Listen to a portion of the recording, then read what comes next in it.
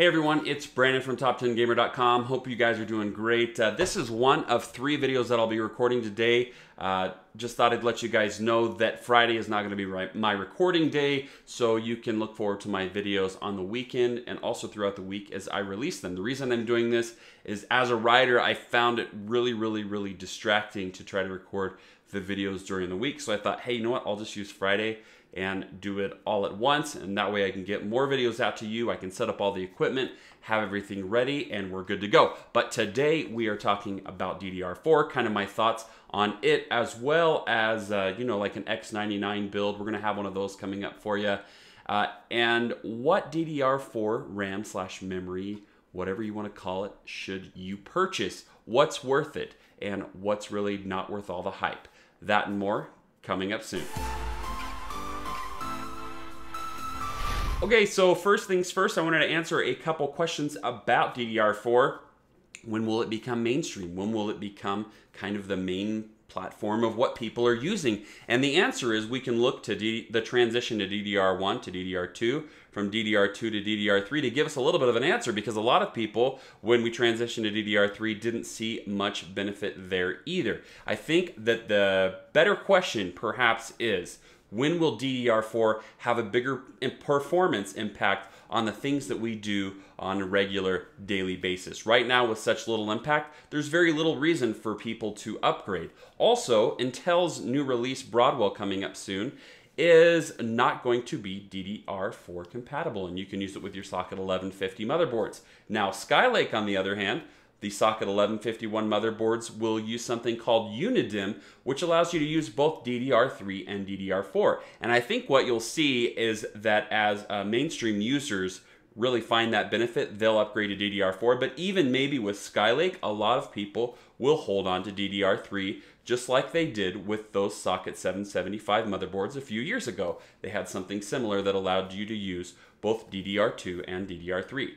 Now, from a performance aspect, everything is there in DDR4 to make it really shine. But, you know, Anandtech recently did an article, I'll put it in the description below so you guys can go there and check that out, which ran a performance test of just about everything. And you know what? There was very little performance boost. In fact, DDR3 won some of the time. And that has a little bit to do with the tighter timings there and things like that. But really, everything is there for DDR4 to take over eventually, faster speeds, and as soon as they tighten those timings up, I think we'll start to see a bigger difference in terms of the performance that we'll get. Okay, so another question you guys may have is, why is DDR4 more expensive? Well, it's because of supply and demand. They're not making as much DDR4 because there's not as much demand for it.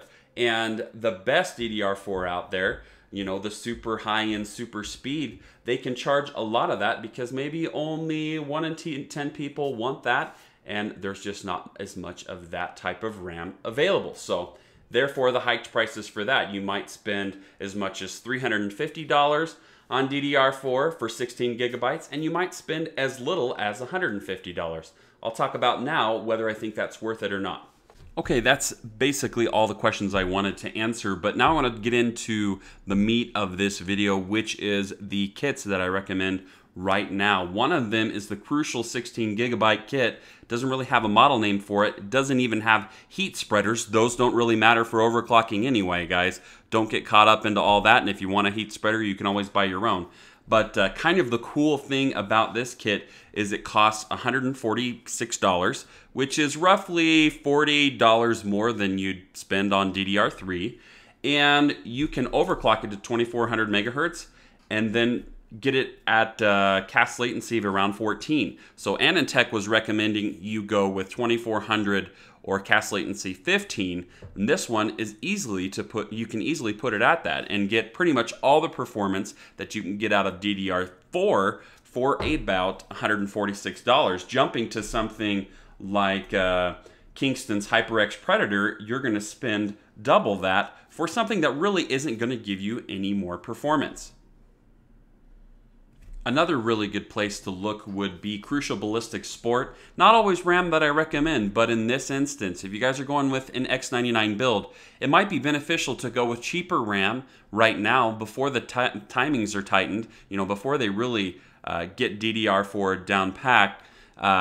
go with something cheaper and then upgrade down the road. And the Crucial BALLISTIX Sport, it doesn't have great looking heat spreaders, but you get that. And then if you're going to upgrade down the road, who cares anyway? So for about $155 to $160, you can get your 16 gigabyte kit, and you can get a stable 2666 megahertz with 12 timings. So fantastic RAM, pretty much one of the best values out there in terms of price and what you're going to get.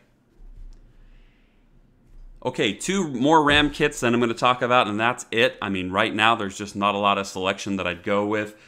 There's the G-Skill Value RAM that you can get. That's a pretty good deal. And then also Corsair's Vengeance LPX. If you guys want high speeds, you're not trying to break any records, but you want high speeds and good timings, Tom's Hardware. I'll put a link in the description below. Tom's Hardware recently showed that it edges out the best timings of Kingston's DDR4 3000. Speaking of Kingston's HYPERX Predator, it holds about 10 of the 20 records. So if you're looking for a pure speed record, not timing, you're looking for a pure speed record, it holds 10 of the top 20 memory clock results. I would only recommend that RAM for like maybe 9.01% of the population. 99.9% of you are not going to want the Kingston HYPERX Predator, nor are you going to want to pay the premium price that it takes to hold RAM that can break world records. $330 is that premium, double the price of the Crucial BALLISTIX Sport. So you literally could get 32 gigabytes of Crucial BALLISTIX Sport.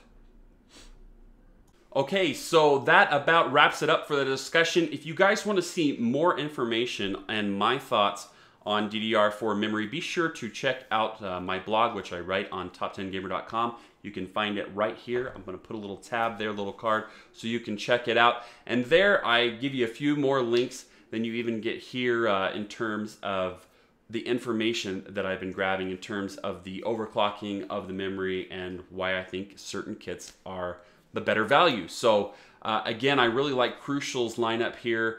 It looks really solid in the $145 to $150 price range. No, they don't look that pretty, but you know what? You guys can go fix up your board and you can buy your own heat sinks. You can do whatever later down the line. Speaking of heat sinks, again, I just want to reemphasize that those don't really matter with the DDR4 memory. Not really necessary to do your overclock. So keep that in mind. Hopefully you guys liked this video. If you did, help me get more exposure by pressing that like and subscribe button. Also, in the description below, I'm going to have links to these different DDR4 memory kits. If you guys use that, I get a small kickback and it helps out the channel a lot to grow, to buy better equipment, things like that. Again, like and subscribe. We've got a lot of cool videos coming up for you soon. Ask me any question that you have in the comment section below, or go to facebook.com/top10gamer to join our community, and we'll see you next time.